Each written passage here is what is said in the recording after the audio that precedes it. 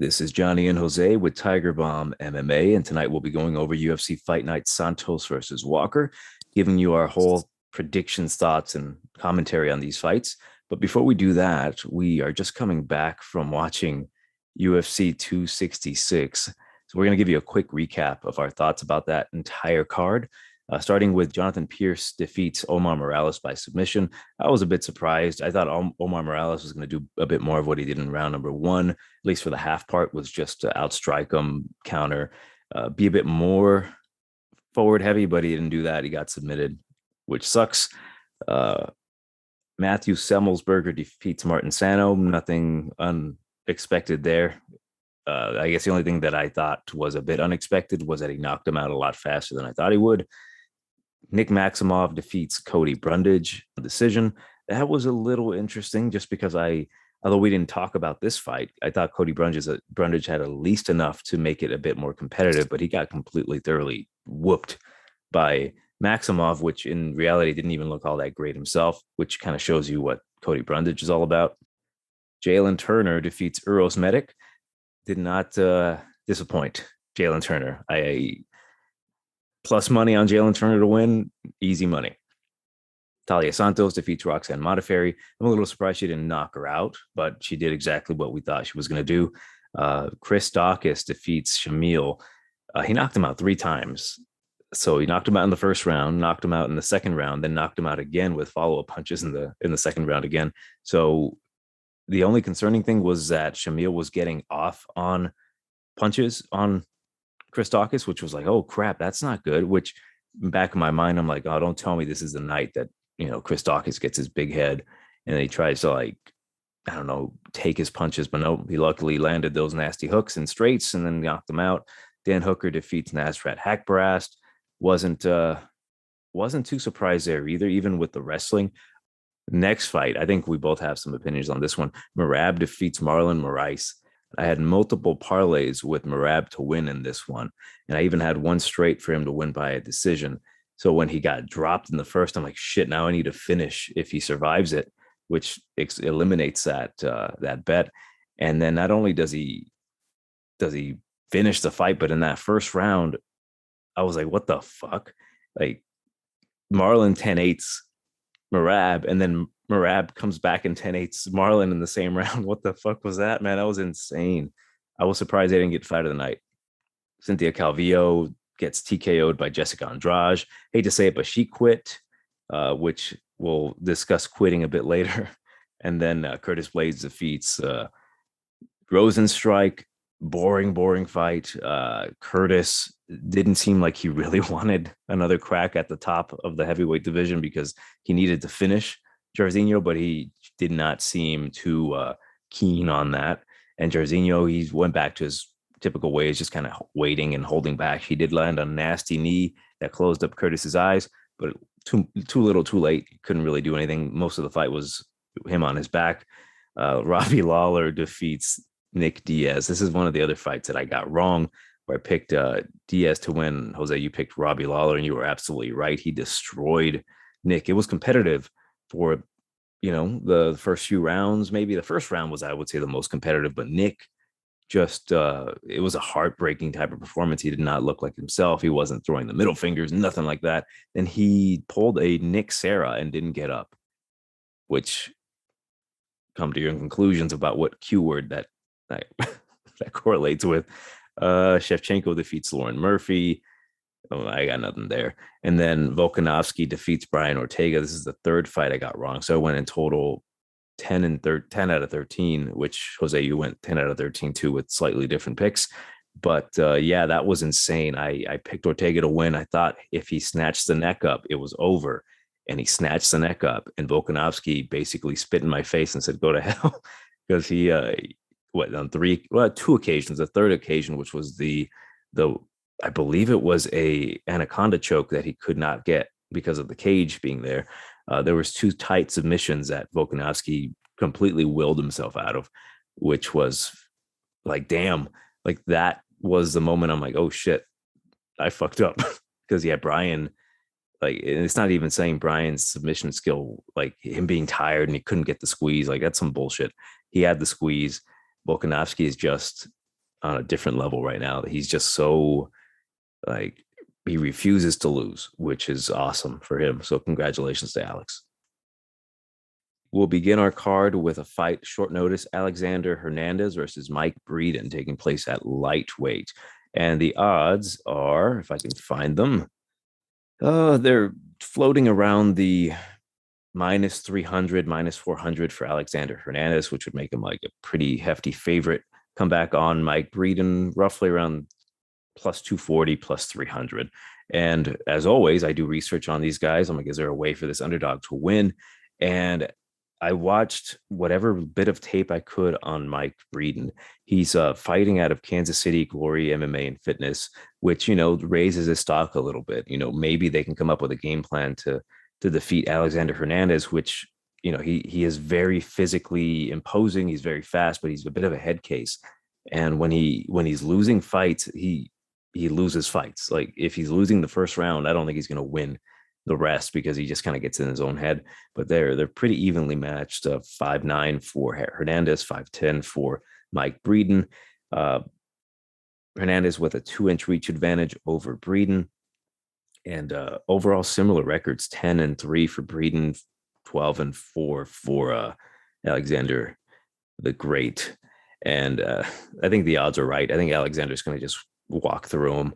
The issue with Mike Breeden is that he's very, very hittable. He's very stationary. He doesn't really possess any one factor that makes me think that he's better or that he can catch Alexander Hernandez. If you look at his record, he does have some pretty nasty wins listed. I couldn't see them. I couldn't find them, but he has a knee and punches over a Ken Beverly. And then he has a flying knee over Brandon Jenkins. And then, body punch knockout over Erwin Davis. So there's like that thought in my head, oh man, he might be able to catch Alexander, ducking in for a takedown with the knee. And it's very possible, very, very possible. But from what I've seen from this guy, he doesn't possess any star quality or the X factor to be like, oh man, that's a really, really nice, like consistent leg kick that he lands, or a body shot that he lands, just something that might, push Alexander away from him.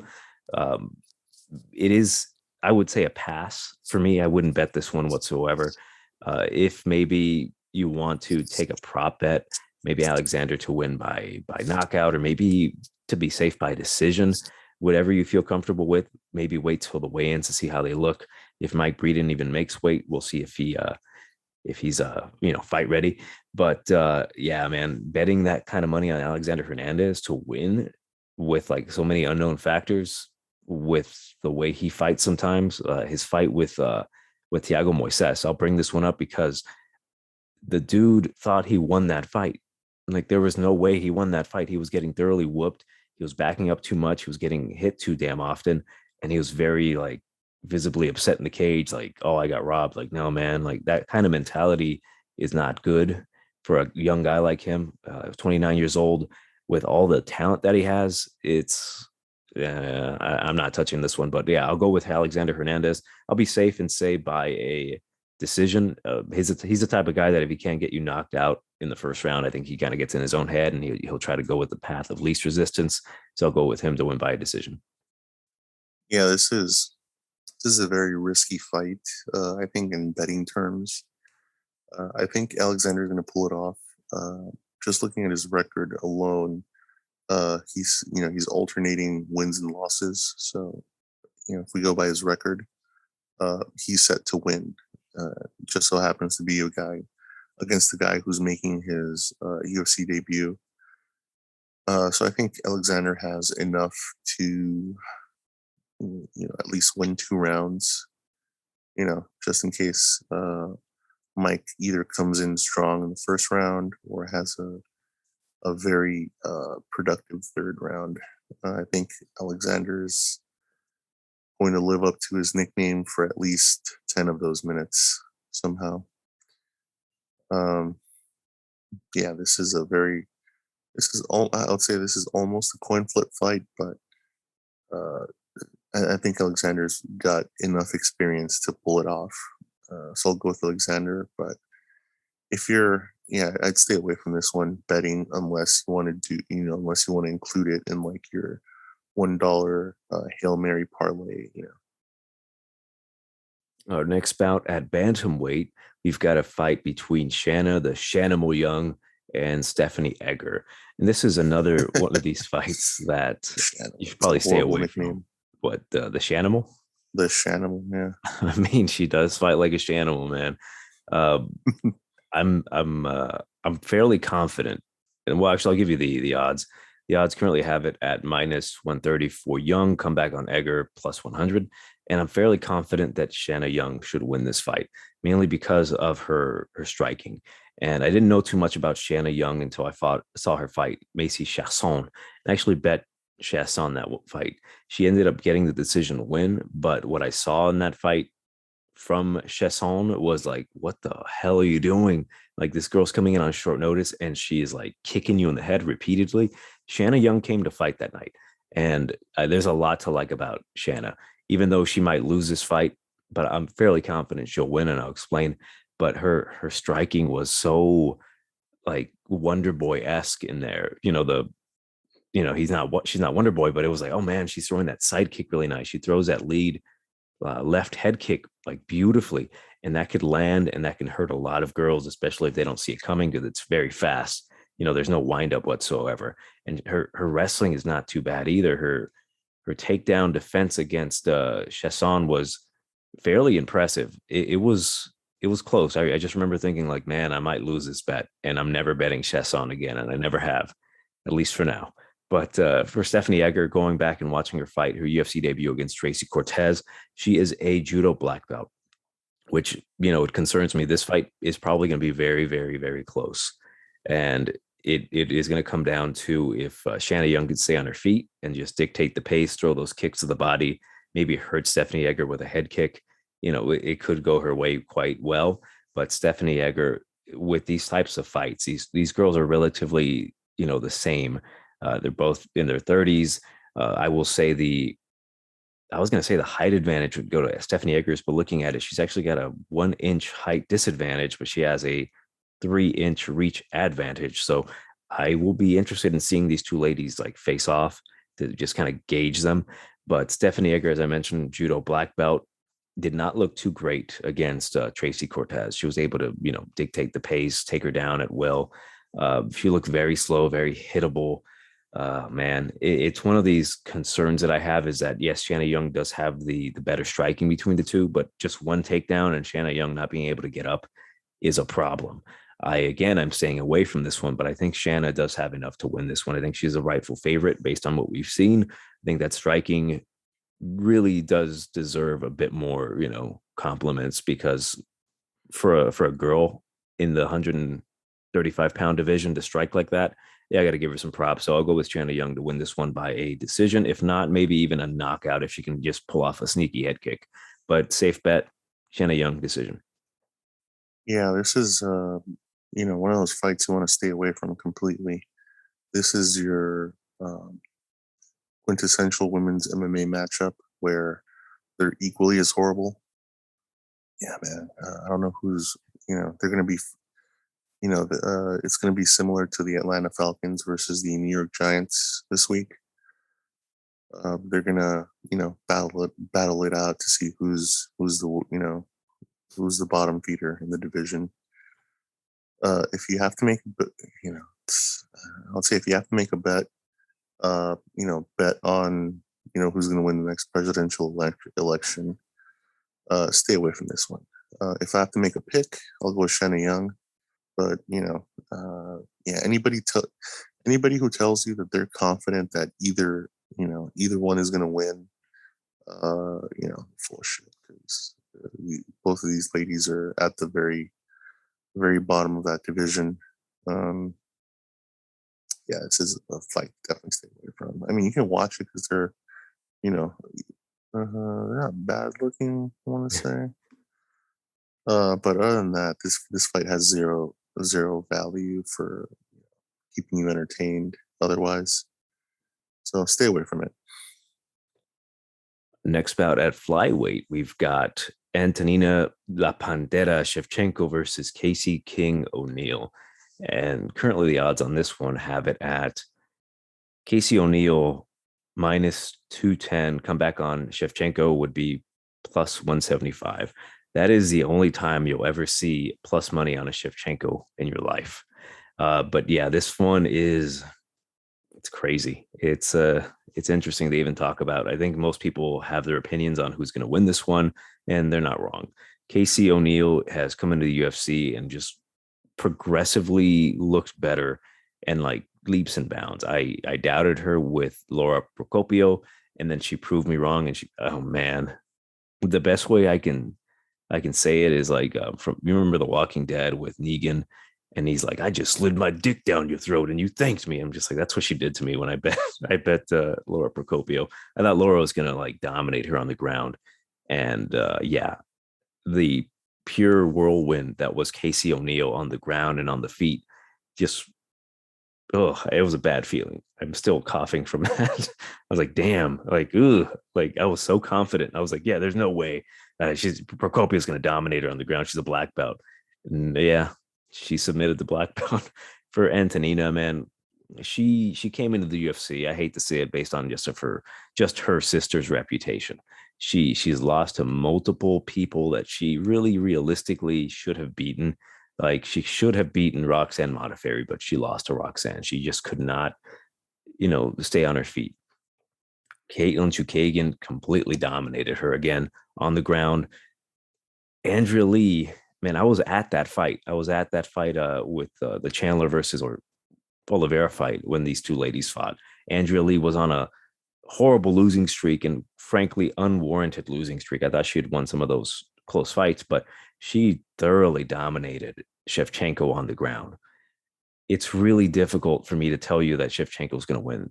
Maybe she can pull off a knockout. It's a very possible bet that could happen, but O'Neill by submission or O'Neill by finish in general is the play for me. I think she's going to beat her. Man, I think she's just the better fighter right now between the two. Shevchenko, of course, has the better striking just on paper, but the more effective striking might come with Casey O'Neill. The threat of the takedown might open up, the hands dropping for Shevchenko, which could lead to like an overhand right landing on her face or an uppercut, just something. But Casey O'Neill, I think she's proven herself with that destruction of Laura Procopio on the ground. She's about to fight someone who has practically zero ground game.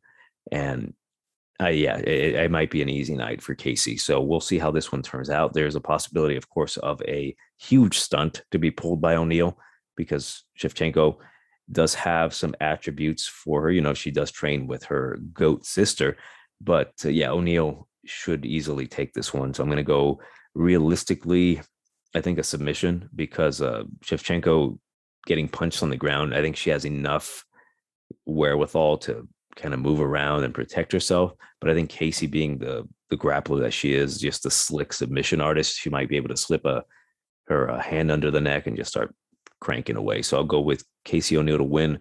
I'll say second round submission. I think she's going to tire out Antonina with her pace in the first round and then just completely dominate the second, which will lead to the rear naked choke. So Casey O'Neill, second round submission. Yeah, I agree. There's that bias, that people might have, like, oh, this Shevchenko was going to perform like the other one the other night. No, big mistake to think that. Um, even if she dyes her hair blonde for this fight, yeah, do not.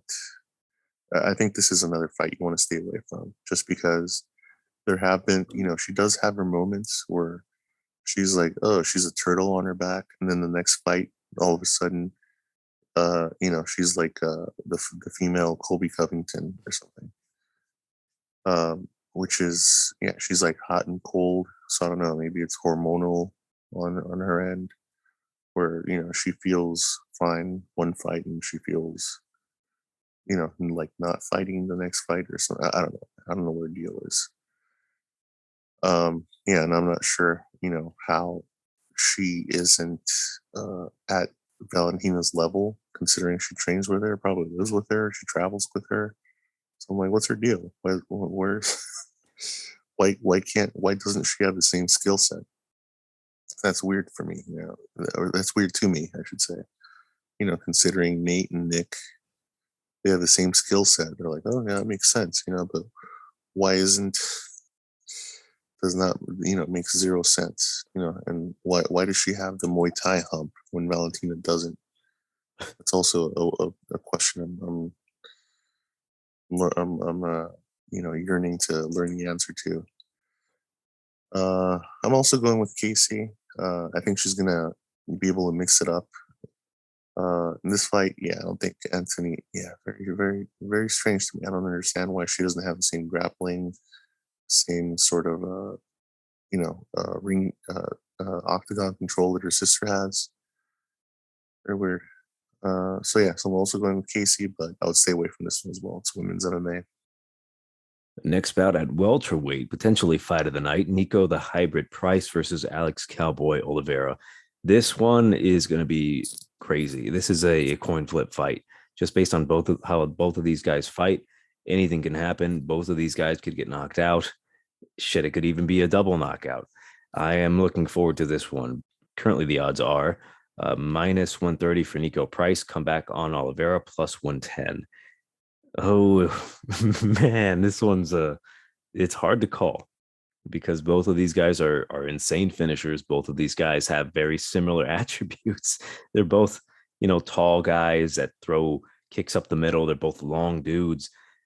It's just, man, the punishment that Alex has taken compared to the punishment that Nico has taken. They're both taking a lot of punishment, but the punishment cumulative goes to Alex. So he's the lesser of the durable guys. But when it comes to game plans, Alex Oliveira, he can have a very solid game plan executed to get a decision or even set you up for a knockout. Same thing with Nico.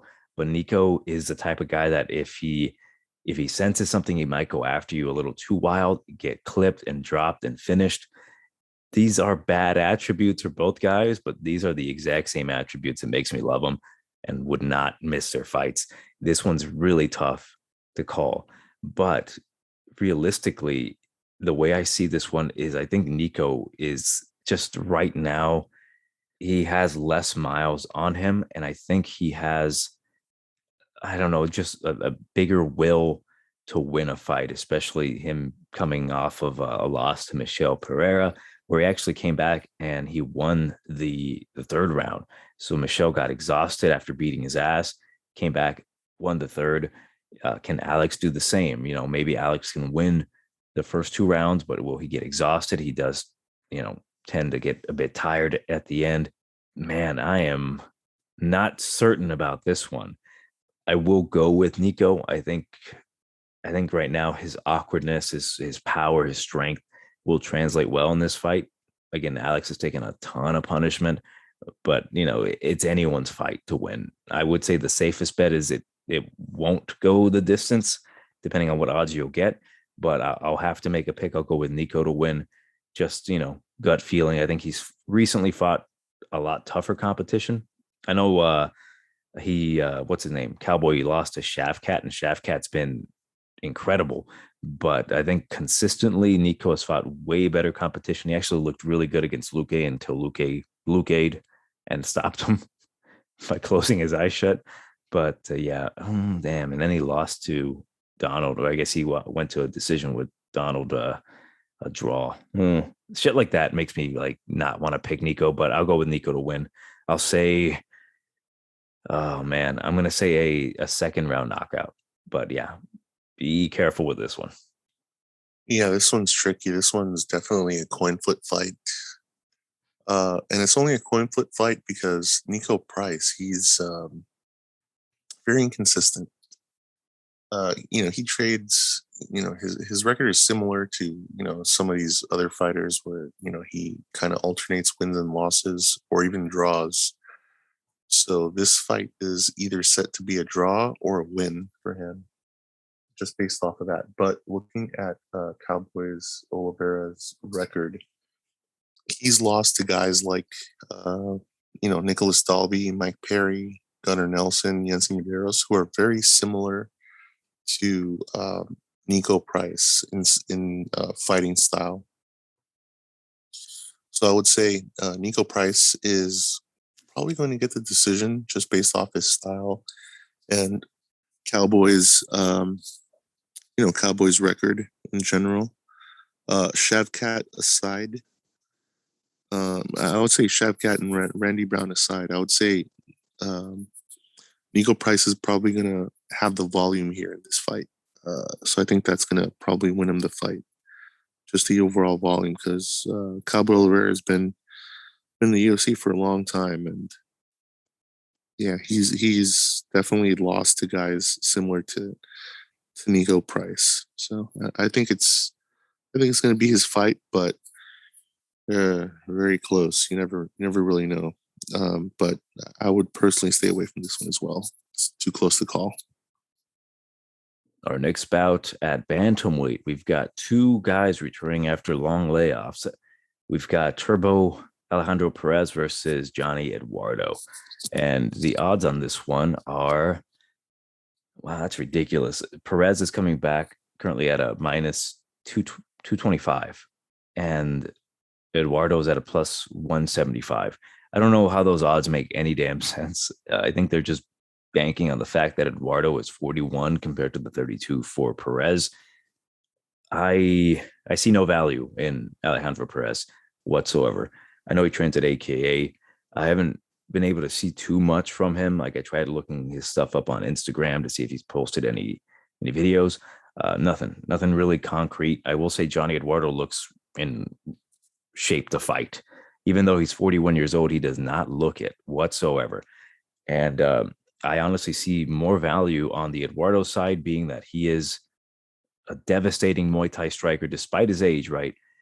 Turbo Perez, man, he's been knocked out by just recently. Well, not recently, it was 2 years ago. Song Yudong knocked him out with a right cross. What's to say that Johnny Eduardo couldn't knock him out?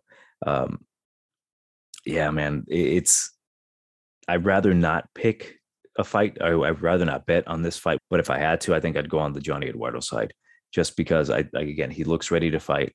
Um, question marks all around. I think Eduardo has more, what's the word, experience when it comes to taking long layoffs. Like he's done it before. He's taken a long ass layoff, come back and knocked out not Johnny Weidman, uh, Eddie Weidman, and maybe this could happen again.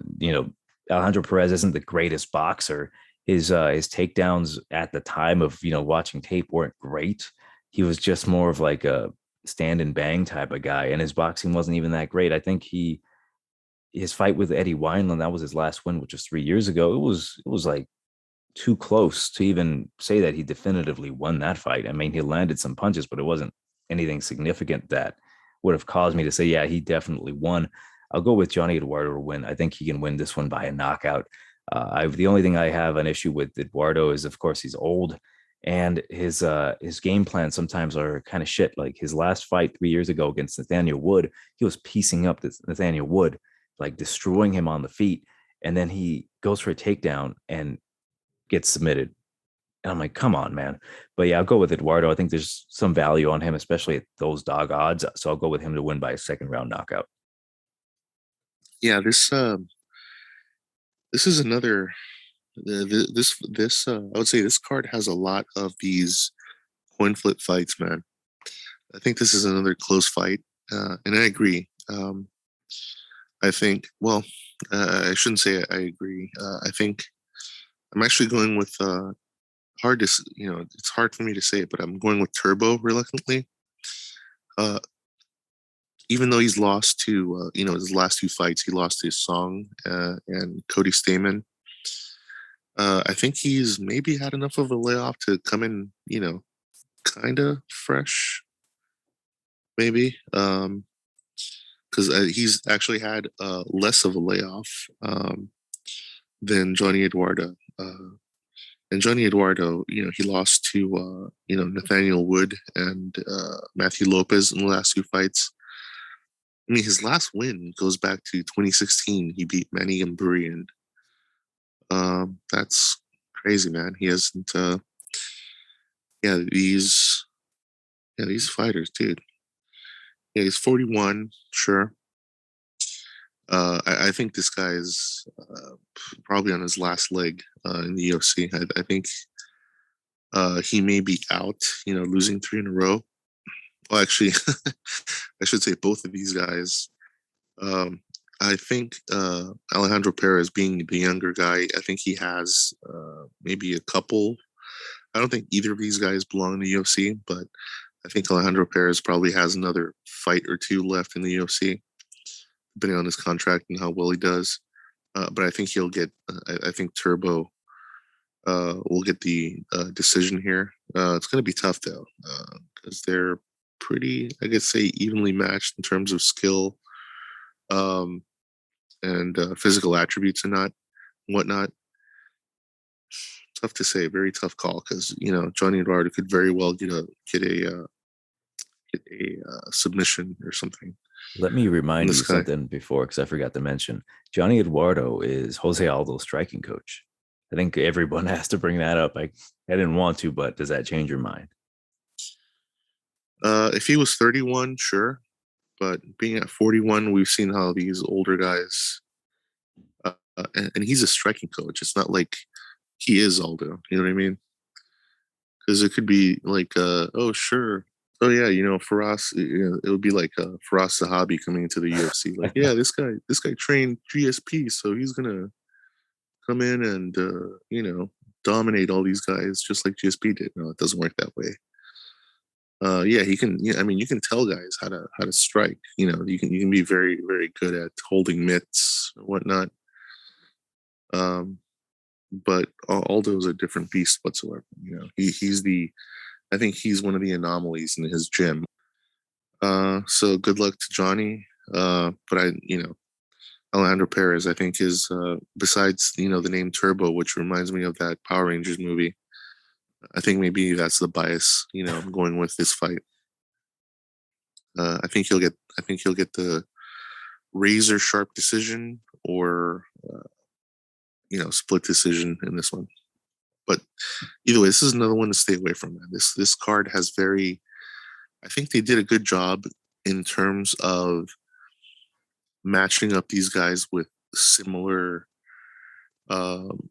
skill sets and records, and so I don't think any of these fights have, at least thus far, have like oh, this guy's definitely going to beat the other guy. No, these fights are all point flip fights. They're like pick'ems to me.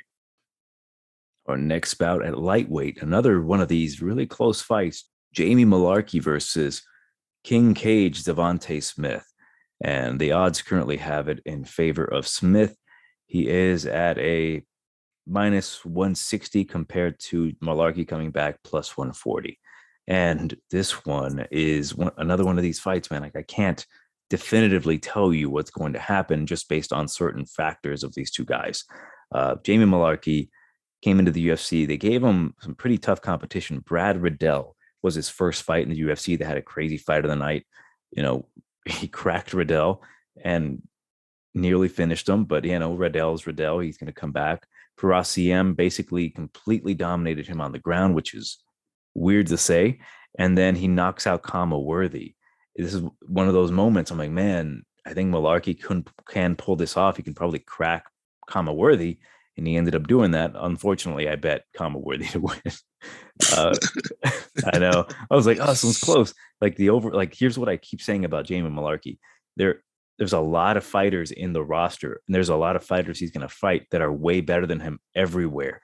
That doesn't matter. This guy has a hell of a chin, and he's so he's like the Rocky, like legit. He fights out there. He goes in there knowing that he's outgunned. He's probably the least fast guy. He's just some basic white dude, right? You're like, oh, he's harmless. Then he cracks you in your mouth, and you're out cold.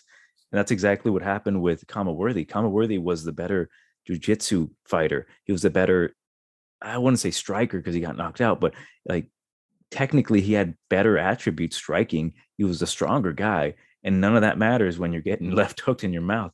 As for the Devontae Smith, again, he is more of a complete package, right? The only issue with him is that he gets a bit wild in there. He did demonstrate a better game plan against Justin James, but that throw that shit out the window. It's Justin James. He bet on himself to win, and he still lost. But the thing about Devontae is that you can even use that MMA math. Like, he got knocked out by Kama Worthy. Now he's fighting the guy who knocked out Kama Worthy. So I'm on the fence with this one, but I'm leaning towards Mullarkey just because like I know if he gets his ass beat for what 2.5 rounds, there's still a chance he can crack Devontae Smith. Devontae Smith, he can get lured into a gunfight, just like Kama Worthy did. And there's, I think, some value on Jamie Mullarkey. Of course, Devontae Smith, the better, faster, stronger guy. But again, it doesn't matter with Jamie Mullarkey. Uh, this one's tough because, of course, you could see Devontae coming in here and just taking Jamie Mullarkey down, rinse and repeat. But can he do that for 3 rounds? Is he going to strike with Jamie? If he does strike with Jamie, he's going to have to be incredibly fast so Jamie doesn't land a counter or touch his chin. Because I think Jamie, if he touches Devontae, it might severely hurt him, which could lead to the finish. And yeah, man, the more I think about it, I think there's a lot of value on Jamie. Even if he doesn't win the fight, there's still a chance that he could finish the fight. If I'm thinking of it like this, it's a 5'9" guy, surprisingly with a 2-inch reach advantage over the 6-foot guy. If he's continuously trying to take down Jamie and Jamie stuffs some takedowns, he tires out Devontae Smith, and then he catches him later in the rounds. That's some plus money right there. So I'll go with Mullarkey to win this one. I'll say maybe realistically he can either catch him early or late. So I'll go with late just because Devontae, I think he'll have enough speed to avoid any of Mullarkey's slow punches. So I'll say round number 3, he'll get the finish on Devontae Smith. And Devontae's going to have to batter and beat the crap out of Mullarkey to really get a huge enough lead to win comfortably. He could potentially knock him out, but Mullarkey, again, he's super tough. So I wouldn't put all my eggs in that knockout basket for Devontae Smith, although he does hit hard. Jamie got cracked by Brad Riddell multiple times and he was still there. I'm excited to watch this one. So I'll go with my gut feeling, Jamie Mullarkey, 3rd round knockout. I'm actually taking Devontae Smith on this one, and I'm doing it for the reason of even though Jamie Mullarkey beat the guy who beat his opponent, so he beat Kama Worthy, who in turn beat Devontae Smith, and funny enough, they beat. So Mullarkey beat Kama Worthy with a left hook, which coincidentally Kama Worthy beat Devontae Smith with a left hook. So by the transitive properties, you'd think, oh, Mullarkey beat the guy who beat, who he's facing, so he should beat him as well. But it doesn't work that way. For some reason, when fighters face, a guy who they have a similar opponent, where one guy, one guy beat their opponent, and then the opponent beat his opponent. For some reason, the guy who got beat by the similar opponent, that guy ends up winning. It's weird. It shouldn't be that way, but for some reason it's like, oh, this guy ends up, very, very strange. So just by that, I'm going with Devontae Smith by decision. Doesn't make any sense logically, but I don't know, man. It's weird. You're using anti-MMA math to make your decision? Yeah, pretty much. Because I think this is another coin flip fight, man. This card is full of them. I think starting with in a few fights, it's going to become a little bit more lopsided. But so far, it's a coin. Any of these thus far coin flip fights. So bet at your own discretion. Our next bout at bantamweight, we've got Douglas da Silva de Andrade versus Gaetano El Tigre Pirrello. And man, this one gave me some issues when kind of coming up with a decision on what I wanted to go with. But currently the odds have it minus 225 for De Andrade. Comeback on Pirrello is plus 190. And yeah, man, it's really hard not to go with Andrade. And the reasons for that are that he's got the experience edge. I know he's older. He's 36 years old compared to the 29 of Pirrello. But man, this one's tough because of my thought process is maybe is there a chance that Gaetano, who is a Muay Thai champion from Belgium, can he catch Douglas de Andrade? Maybe. He's very crafty in there, but he's still relatively young in the sport. He's 15-6. I know that sounds weird to say young, but he doesn't have a complete package when it comes to MMA. He came into the UFC and he fought Ricky Simone, and Ricky thoroughly whooped him. He had one good moment when he landed a knee up the middle when Ricky was ducking in for a takedown, but that was it. And then he got choked out. So, although he's a very good striker and he can win lower level fights, I don't think he's going to come into the UFC and beat Douglas Andrade. He had a very close and competitive fight with Lerone Murphy, which gave me the sweats, man. He was looking quite good in that fight, but Lerone somehow got, I think, 30-27s on the scorecards and 129-28. So I was like, okay, that's a little suspect. But yeah, man, Douglas Andrade, he's a very powerful guy. And he's got the power mullet, man. He comes in here with a rat tail mullet that gives him all his power. Oh man, I think he's just a more well-rounded guy. He's never been knocked out officially, right? So for me to say, yeah, Gaetano might come in here and knock out Douglas Andrade, it's hard to say, man. I think it at the very least, say if things get hairy for Andrade, he'll start taking it to the ground, maybe use his ground and pound. He took he took Lerone Murphy's back very, very beautifully. It's just that Lerone was able to, escape it. If that happens with Gaetano, it's a wrap for him.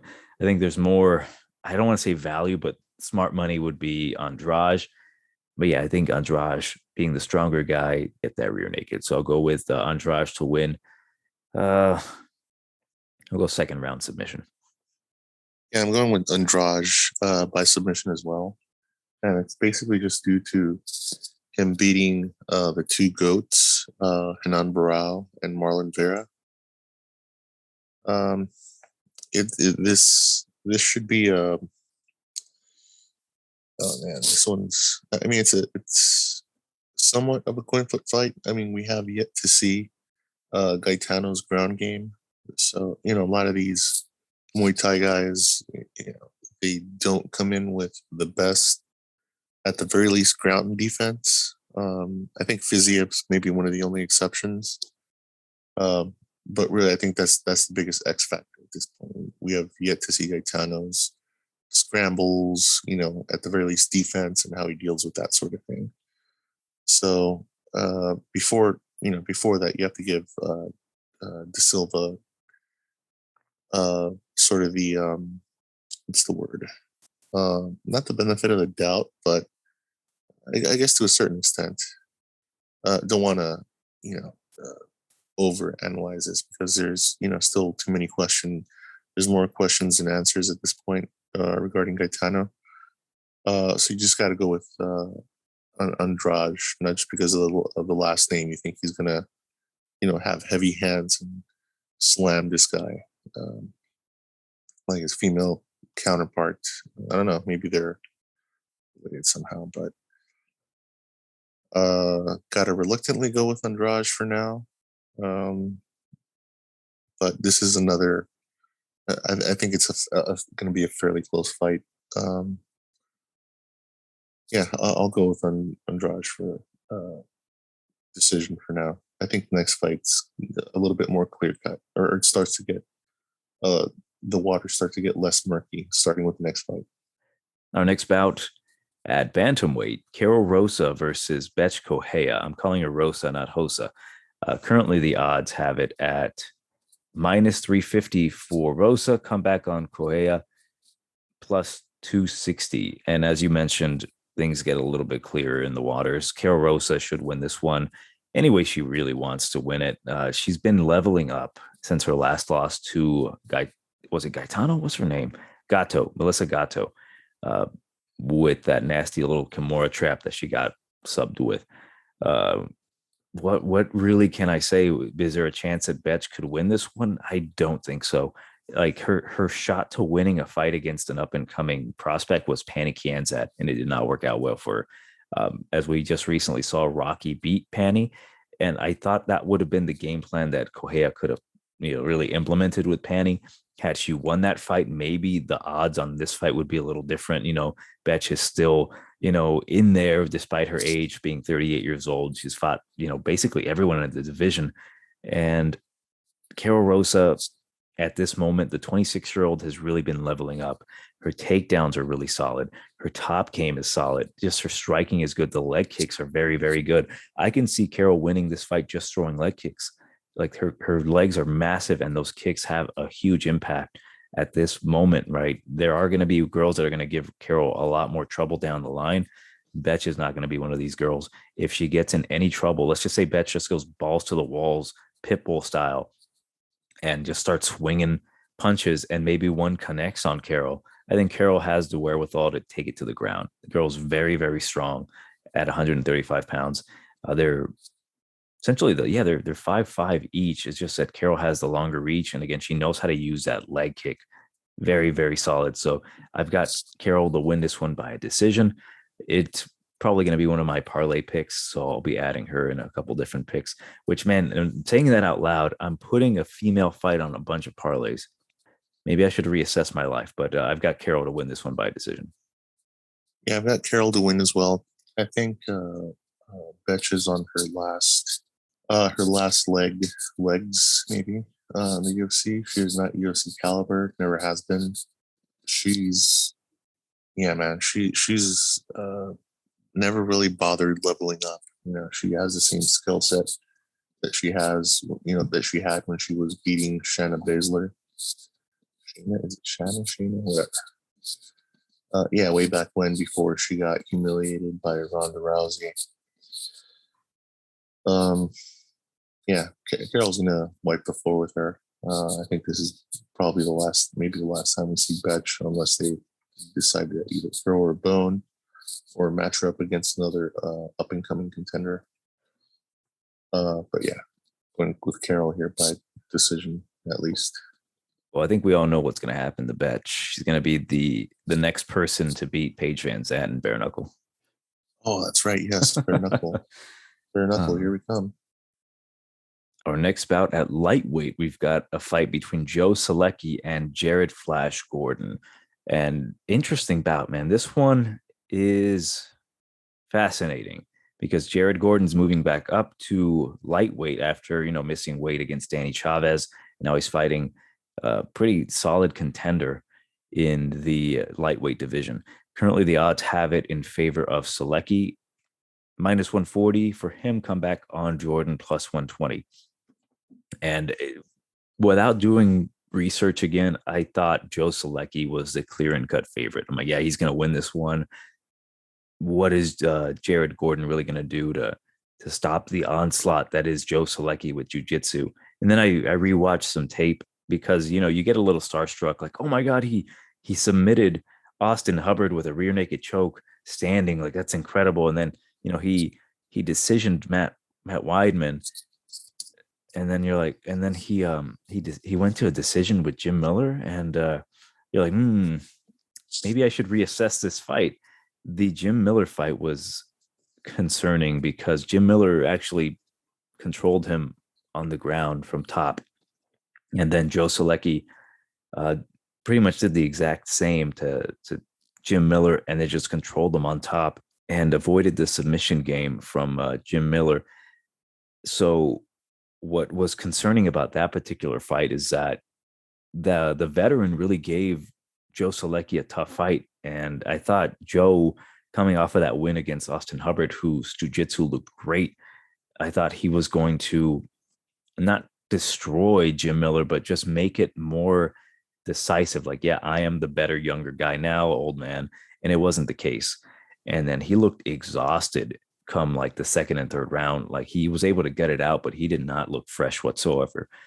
And Jared Gordon, I know his stint in lightweight didn't go well. Ultimately, he got knocked out by Charles Oliveira. And that was an interesting bout because Charles was like on a huge win streak, and they gave him Jared Gordon. And everyone's like, why are you giving him Jared Gordon? Jared should not be in the cage with him.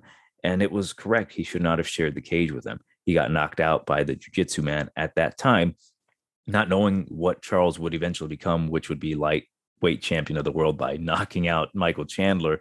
So that loss looks a lot better on paper. Like, even then, it still looks fine, right? Like, yeah, you got beat by the better fighter, but getting knocked out by the champion whose hands have just gotten ridiculous as of late is a less of a bad look. And the thing about Jared Gordon and why I'm going to pick him to win this one by a decision is that he has fought some really solid jiu-jitsu fighters. Chris Fishgold, guy who snatches up your neck and chokes you out. And Danny Chavez, he took him down. He was able to really, really avoid any real significant strikes from Danny.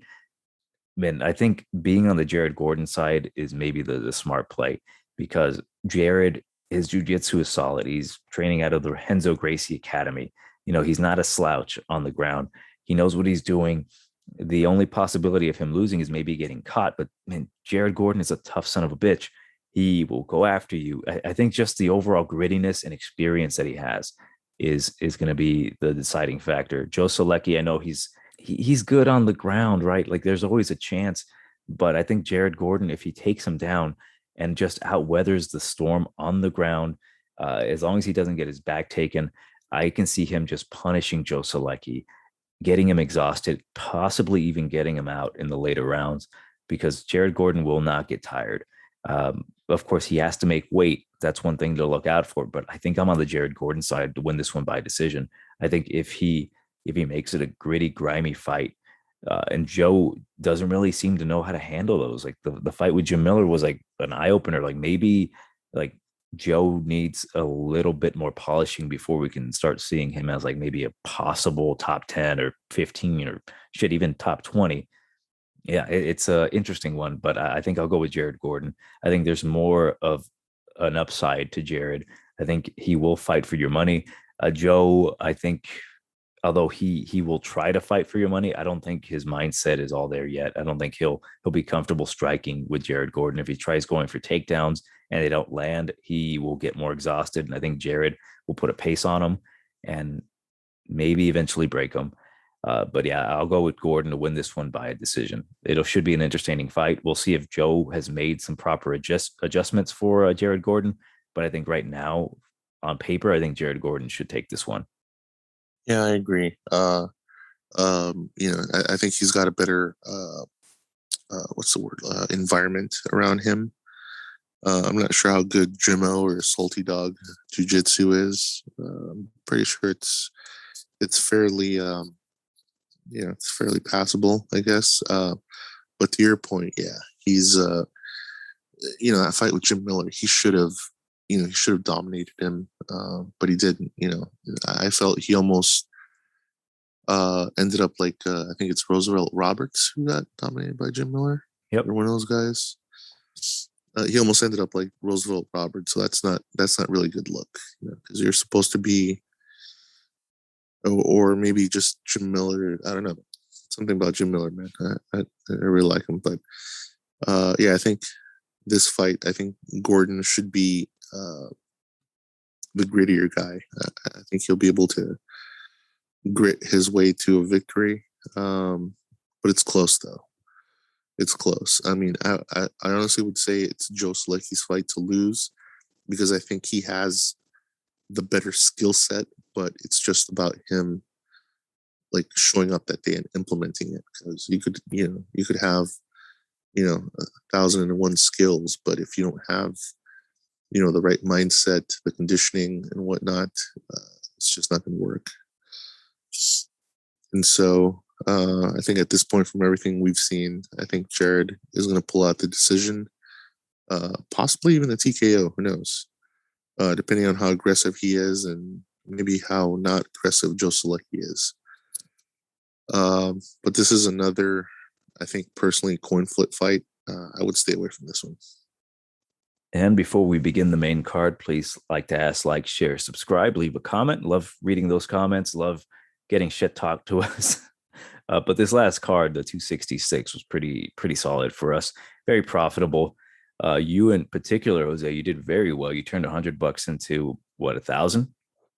Yeah, I mean, I honestly feel like if I lost, I don't feel like if it was as profitable because I was 10 for 13. The three fights I didn't go with, the three fights that would have lost me, or not would have, did lose a potentially extremely profitable night, was those pieces of garbage: Morales, Brundage, and Medic.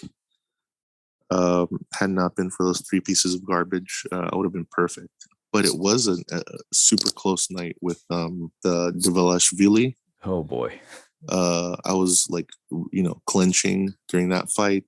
The Blades fight, because I'm like, oh, this guy's gonna get knocked out any moment, but he didn't. Um, the sort of with the Diaz fight, because I'm like, oh man, Robbie's just kind of staying in the pocket and taking those punches. But I saw Diaz slowing down and running away from him. I'm like, oh, this guy's in horrible shape. He just, Dude, for real, Diaz ran away. What the fuck? What are yeah, the Diaz boys gonna say now? yeah, man, The natural board runner over here. yeah. And I mean, I knew Valentino was gonna, tear apart No, you Lauren didn't. Murphy. You were super unsure of that one. Everyone was. Yeah, God damn it, dude. Uh, Lauren's like, no, man, he never faced somebody like me.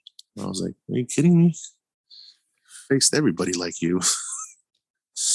man. um, and then, but the sweat. I would say the big sweat of the night was T City, man. As a joke on Tapology, I was like, oh, I'm gonna pick T City by submission in the third round. I was like, holy crap, that almost came true. It almost came through twice. Jesus. I Oh mean, my I would have god. been like, if he had submitted him, I would have been like, well, at least I got it on Tapology. At Yeah. least I got it right on Tapology. But yeah, all the credit to Volkanovski, man. He's the real deal. I'm never gonna talk crap about him again about those two, very razor thin close uh, wins over Holloway. He's definitely the champ, man. Oh yeah. I can't shit on him. Even if say he didn't look as good as he did, but he still escaped those submissions the way he did, I would still give him all the damn credit. That took a lot of like basically balls, man, to not accept defeat like that with a guy like him on top of you. All the credit in the world to him. Oh yeah, for sure. But we'll begin our main card with a bout at middleweight. Dropping down from light heavyweight, Misha Cirkunov is fighting Christoph, the breakdancer Jotko. And the odds on this one currently have it at Jotko minus 165, come back on Cirkunov plus 145. And I think the odds are solid because Misha's coming down from 205 to 185. He's going to make the drop after getting knocked out by Ryan Spann. And is that I don't know, man, is that a positive thing for Misha Cirkunov? He's dropping weight. He's been knocked out at light heavyweight. Does he think that, hey, the middleweights aren't going to hit me as hard? Who the hell knows, really? We have yet to see him drop and make the weight. So we'll see how he looks during the weigh-in. So if you're thinking Misha, maybe wait until the weigh-ins. He's currently an underdog, so he shouldn't really. The line really shouldn't move with Misha. I think more so Jotko because he's been in the middleweight division consistently. He's ranked number 19 in the world. He's fought some good competition. He's beaten some decent competition. There is, I think, the more value currently on Jotko. Possibly even the win by knockout. Again, if Misha is going to drop down and weight and think like, yeah, I'm going to be the stronger guy in there, try to take down Jotko and try to submit him. If it doesn't plan out and you get exhausted from your weight cut, you're probably going to get knocked out down the line. So it's a very concerning fight, man. I think Cirkunov has the skill set to win. If he was always on a 185er and he was consistently showing up and we've got two 185ers fighting, I think Cirkunov might be the play because I can see him just out muscling Jotko, taking him down, controlling him. But man, Jotko, he's no slouch, man. He's no slouch on the ground. His awkward, funky style is always fun to watch. He's very consistent. He's a very consistent fighter. And I think he has the best path to victory, just kind of dancing around on the outside, keeping Misha on the outside, exhausting him, hitting the body, just draining his gas tank even more than what it already is from that weight cut. And then maybe even getting a finish. But yeah, odds are Jotko wins this one by a decision. But there's always that X factor, of course. I'm going to wait to see what Misha looks like on the scales. If he looks happy, as if his face isn't sucked in, maybe he lost some muscle mass. We'll see, especially after the face-offs. I'll have more of a definitive answer. But currently, right now on paper, I have to go with Jotko to win this one. I'll go with a decision win. Yeah, same. I'm actually going with Jotko as well. just because I didn't realize or I didn't pay attention to the 185. I was like, oh, Jotko's going up to 205, but no, they're fighting at 185. So that's 20 pounds that Misha, who knows how healthily he's cutting those 20 pounds, those extra 20 pounds. Yeah, he's definitely going to lose mass and power going down to 185. And Jotko, I would say, uh, I would like to compare his style to like somewhat of a Carlos Condit, I'd say, in that he has pretty good stand up, and if it goes to the ground, he's not scared to go to the ground. Uh, so he's the I like to think of him as the Polish Carlos Condit to a certain extent. Um, so I think he may or may not have the advantage on the feet, but I think he definitely has the advantage on the ground. I don't think it's a huge advantage, but an advantage nonetheless. So if he can't earn those points on the feet, I think on the ground he'll be able to get him up against the cage and just out grapple him basically. If he can't submit him. So I'm going with Jotko by decision. Man, a lot of these fights are damn close. I thought Yeah. They seem clear in my head, but now I'm like, oh man, what if Misha all of a sudden is, by losing that muscle mass, he's all of a sudden a lot more flexible, or I don't know, who knows. But yeah, I'm going with Jotko on this one. Decision. Next bout, another fight at middleweight. Kevin the Black Carlos Condit Holland versus Kyle Daukaus. Man, Kevin Holland, he's had a really tough time as of late after, being on a crazy win streak with knockouts and then ultimately knocking out Jacare with that. It's funny. I love when I'm reading it on Tapology. It says punches during scramble, knockout over Ronaldo Souza. But yeah, his loss to Brunson, in the beginning, it's like, oh no, you lost to Brunson, you suck, you blah blah blah. Understandable. Like, I'm not gonna give Kevin Holland a whole ton of shit. Derek Brunson's doing this to everybody as of late, and then Marvin Vittori. No, I mean, it's not as good as Brunson, the loss, but it's still Marvin Vittori. It's just the fact that Marvin was more exhausted during the takedowns and just holding Kevin down, and Kevin just had no way of getting back up. His get up game really sucked, hence him being the Black Carlos Condit. He's a very dangerous striker, very long, lanky. Even when it comes to his jujitsu off of his back, he's pretty damn good. But there are times where he could just get nullified by a better guy with top control. Now, Kyle Daukaus, the younger brother of the Russian killer, Chris Daukaus, he is also a pretty solid jiu-jitsu fighter. This is basically Travis Luter BJJ versus Martinez BJJ. And I've always been a fan of Kyle Daukaus's ground game. It's not the greatest, but his fight with Brandon Allen was very fun to watch. And they both lost to Brandon, except that, Kevin got submitted and Kyle went the distance on short notice with him. And this one, I think it's pretty clear. I don't remember if I said the odds. I'll redo it if I didn't. I don't know if they changed -150 for Holland, come back on Kyle Daukaus +130. I think it's pretty clear for me. I think Kevin Holland, he's lost to the better competition. He's lost to the better grapplers. Kyle, he's a dangerous guy on the ground, right? I'm not going to discredit him. There is maybe a chance he can take him down, take Kevin that is down, and hold him down. But I don't think Kevin is gonna let that happen. Yes, he might give up a takedown here or there, but I think he's just the overall better fighter right now. I think Kevin can even get his own takedowns on Kyle Daukaus. The fight with Phil Hawes, Kyle Daukaus versus Phil Hawes, the way I saw that one happening is that Kyle Daukaus was going to take an ass whooping in the beginning. Later rounds 2 and 3, his cardio was going to match or destroy Phil's cardio, and that wasn't the case. His cardio gave up, and Phil Hawes' cardio suddenly became like prime Diaz cardio. I was like, what the fuck is going on here? So Kyle Daukaus's cardio is now in question for me. Kevin Holland's cardio has never really been in question. It's more so, again, getting up off the ground.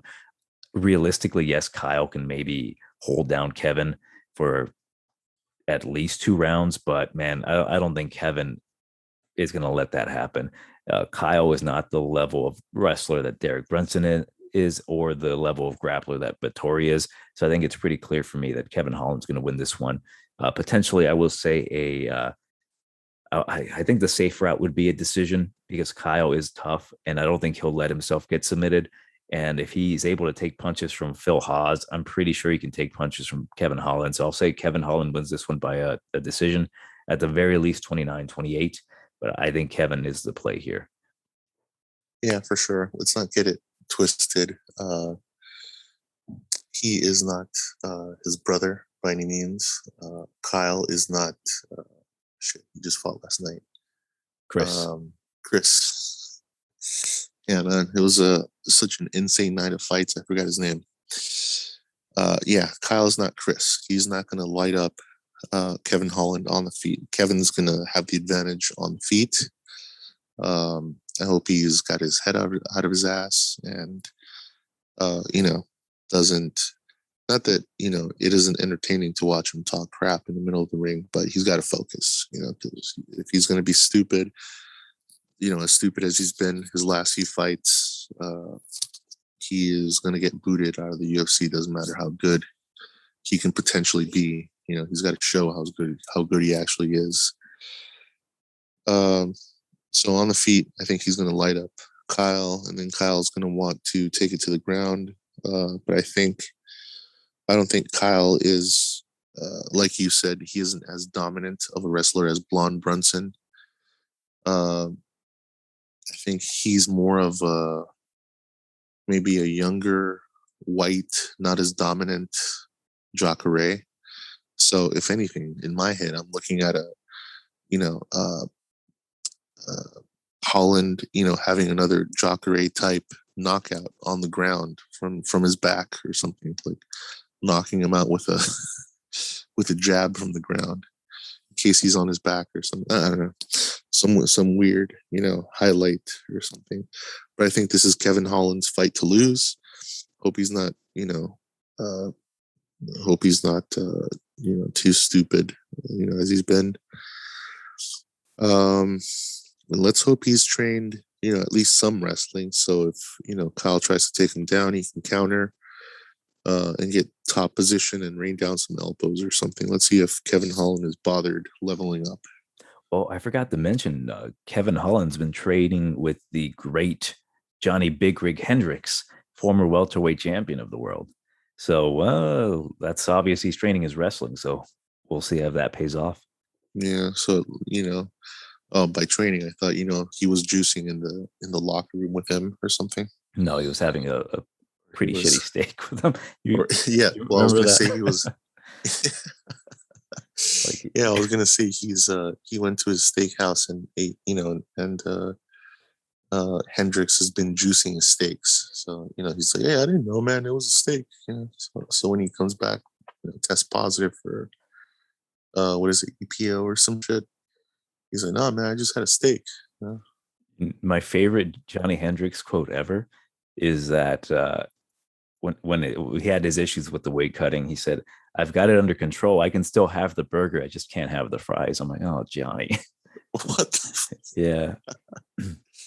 Yeah. Poor, you should have said I can still have the burger, just not the bun or something. Yeah, something. Yeah, man. Poor Johnny. Like, I met the guy, really nice to me years ago before he was like in title contention.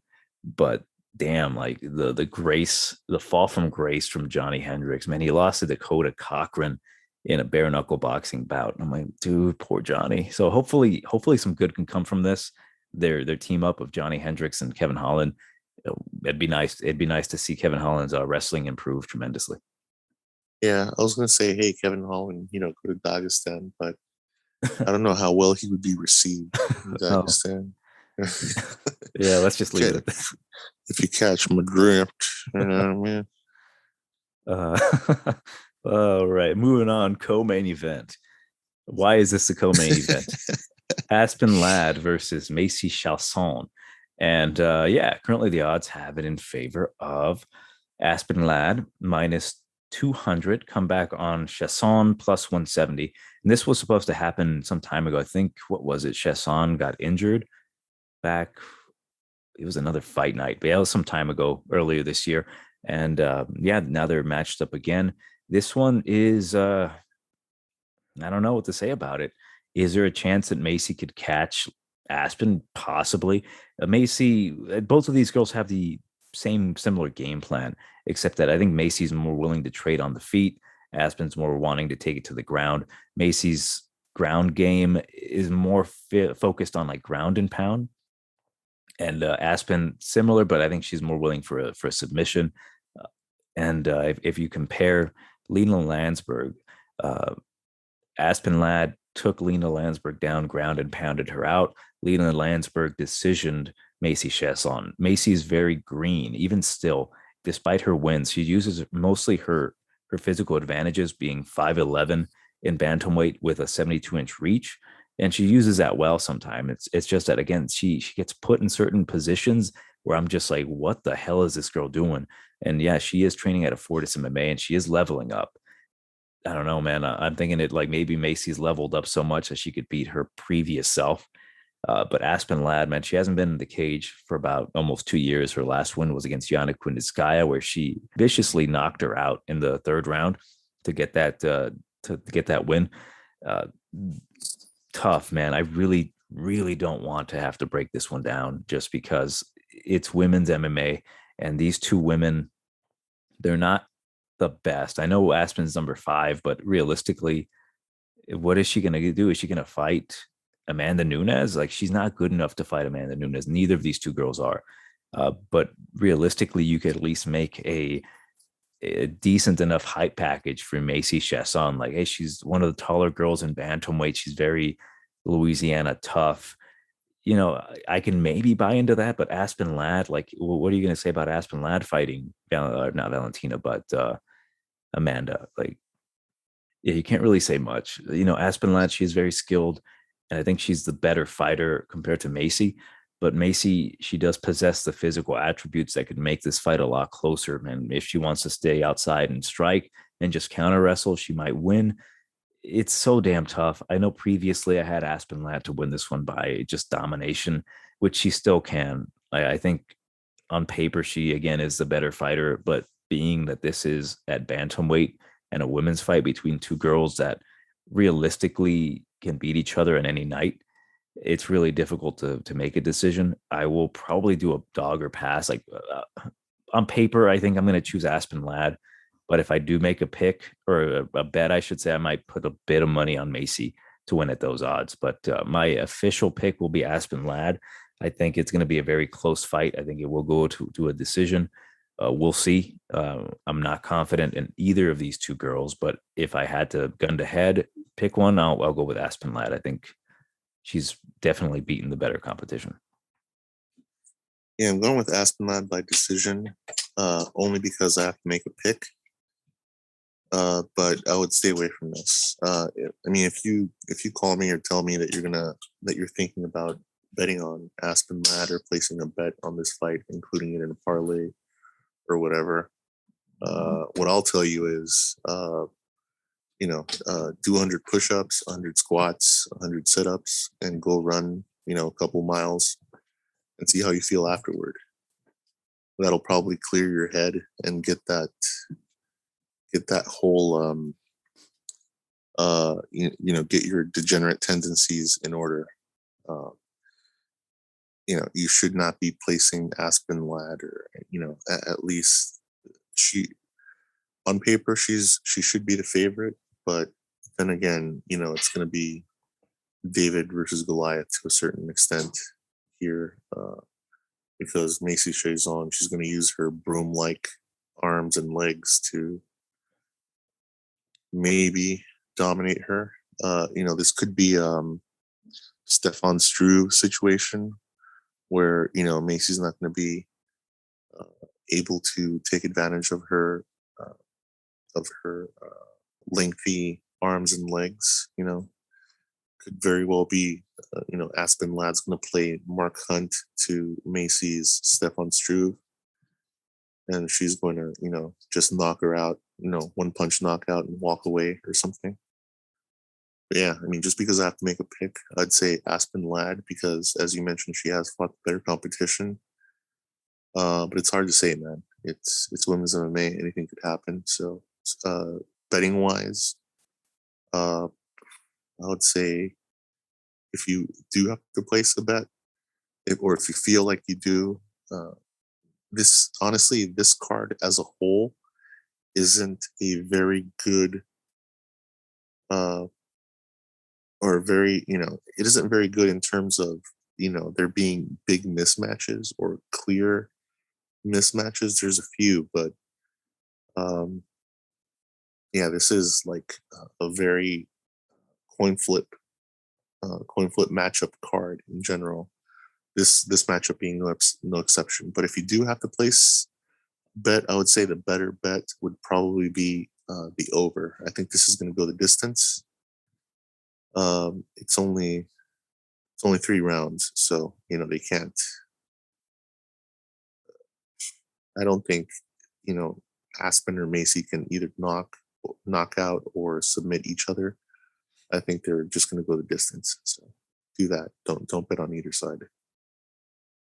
And if you have to include Aspen Ladder or Macy on one of your parlays, just make sure it's like a um $1 home run parlay, with all the just the full card parlay or whatever, just to get it out of your system.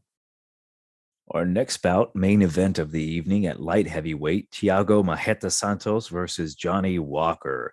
And currently the odds have it minus 170 for Santos, come back on Johnny Walker plus 150. Oh my God, man. What the fuck do you want me to say about this fight? It will not go the distance, but who will be the one swinging the hammer? Is it the actual hammer, Marreta Santos, or Johnny Walker? This one's so goddamn up in the air just because Santos clearly should win this one, right? He has fought the way better competition. He's got that dynamite in his hands, just that he's 37 years old. And Johnny Walker, his chin is pretty bad. He is the proverbial glass cannon. He's taken that position from Alistair Overeem. And essentially, he got knocked out his last fight against Ryan Spann, but then Ryan Spann does what Ryan Spann does, and he fucks things up, and then he gets knocked out by vicious elbows and hammer fists, man. Dear God. And then he's training now, Johnny, that is out of SBG Ireland. This guy travels a lot around through different gyms. It's never been a good look. Uh, I hate the fact that Corey Anderson was the one who exposed his chin because Corey should have been knocked out. Man, I'm still salty that I bet Johnny Walker during that parlay that I had. I think it was it was Diaz versus Masvidal, and I just needed Johnny Walker to win to cash out like a $500 parlay. And yeah, he gets knocked out, and I'm like, why, Johnny? Why? So this one's going to be tough because the thing is, Thiago should win this one. Thiago is, I don't want to say the better fighter right now, but on paper, he demonstrates the better skills. He's fought the better competition. He went to a split decision with John Jones on fucking no legs, essentially. He nearly got Glover Teixeira out there, but losing to Glover is not a huge problem anymore. It's going to happen. It's so hard to get that old man out. And then his decision to Rakic was concerning because it almost seemed like he was just not interested in winning. He didn't really perform like he used to. Right now, Marreta with his back against the wall, 3 fight losing streak, he should go out there and try to capitalize on Walker's really poor chin. But what's so damn terrifying is that Walker he's no scrub. I know his chin is crap. He gets touched, he'll fucking do a baby elephant dance all over the cage, but he's still dangerous. And that's what is so damn scary about Johnny Walker fights is that if he touches you any way he wants, right? He can elbow you, he can knee you up the middle, he can throw a long strike. It can crack you and it could hurt you. He does have the longer reach. He's a taller guy, 6'6" compared to 6'2" in Santos, 82-inch reach compared to 76-inch reach. But again, Marreta, he has fought taller guys like John Jones, and he's done very well. He's landed on Jones. Everything is pointing to Marreta to win this one by a knockout. And to be safe, what I'm going to say, what I'm probably going to bet is that it won't go the distance. There's no conceivable way unless these two guys literally go in the back and make a decision like, hey, Brazil on Brazil violence is not cool, bro. Let's go to a decision. That's the only way I see this one happening where it actually goes to a decision. But I have to go with Santos to win by knockout. Again, I cannot trust Johnny Walker's chin unless it's like some lower level guy who hasn't fought for the title.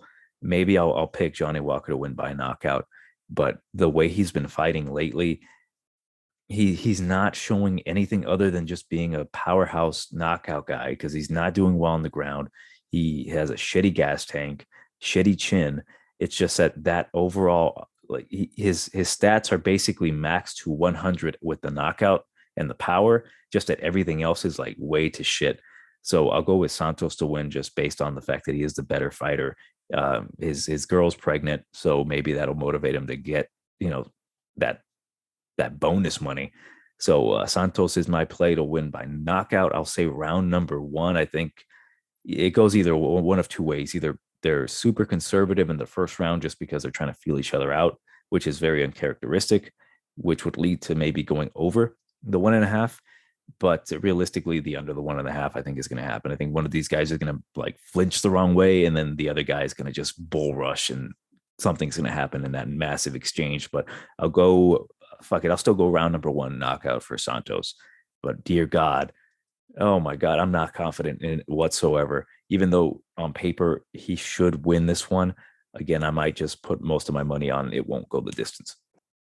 Yeah, this is. I think Santos is a clear cut winner. It's just a matter of how he's going to win. I'm going to go the safe route and say he's going to get a decision. But man, 5 rounds. I don't know if Walker. Yeah, Yeah, I don't think that would be wise. I don't think. Yeah, I don't think Walker is going to last 5 rounds. I think he might be able to last 2 rounds at the most, just in case Santos gets off to a slow start, which he usually does. He's not a volume guy. He usually gets off to a slow start and gets like a feel for it. But once like halfway through the first round, going into the second round, once he does get a feel for it, man, he goes for it. It's like he showed with Glover. Um, when he dazed Glover, but then Glover took it to the ground, he recovered, and man, that guy's a tank. Uh, so I think it's going to go similarly to that with Walker. I think he's going to probably daze him, maybe toward the end of the second round or something, and Walker's going to want to take him down. But Walker's no Glover. He's going to make some mistake. He's going to get caught like either in a triangle or something, or just in some ground and pound. And he's probably going to get pounded out in the second, maybe the third. So I'll take Marreta by TKO, probably in the second or the third. And before we go, I did want to give some ideas for possible parlays that at least I might do. Like someone brought it up on the comments about, hey, you guys might list some of your parlays. And normally it was Kevin Reynolds who brought this up, left a message. And normally I would say, hell yeah, let's do this shit. But because I don't really place my bets until later in the week, sometimes I'm never too confident. But I'll give you some idea of what I might be playing. I've got a 4-leg parlay, and this might change depending on what I see with Andrade, O'Neal, Carol Hosa, and I'll do Kevin Holland. I might take him off. I might take one of these people off, either Andrade or Holland. But that 4-leg parlay gives me a plus 350. And I will probably eventually do one with Jared Gordon, which would bring it up to like a plus 950. And I might not go too far with that, maybe a couple bucks on that one. I like the feeling of winning the parlay opposed to like trying to make my fortune with it. That feeling of like, yes, 5 people won and I picked them all. It's fucking dope. But yeah, that's kind of what I'm thinking right now. Well, as far as my parlay goes, I'm thinking Alexander Hernandez. Oh shit, I forgot about Alexander. Yep, I'll add Yeah, him in there. I think Alexander Hernandez, the over in the 2 women's fights, the Shayna Young and the Shevchenko fights. Um, Carol Rosa, Kevin Holland, and Thiago Santos. The rest of the fights, if you want to do a full card parlay, man, that's risky. Well, if you want to do a $1, home run parlay, then go for it. I You're would. welcome. The only thing I would do is the over on the Shevchenko fight. I don't know if it goes over 2.5. I think Casey might fuck her up. Maybe. I don't know. I'm hoping she trained at least. With a lot of these fighters, they focus on training offense, learning some new technique instead of learning some basic defense. Whether it be striking, grappling, wrestling, whatever. Apparently they're too cool. Defense isn't cool enough for them or something. Well, those have been our picks for UFC Fight Night Santos versus Walker. Please leave a like, comment, subscribe. Tell us if we suck. We love comments. I really enjoy the comments. But that's been Johnny and Jose with Tiger Bomb MMA. And we'll catch you at the next fight. And I got to go to the casino to cash out my bets, baby.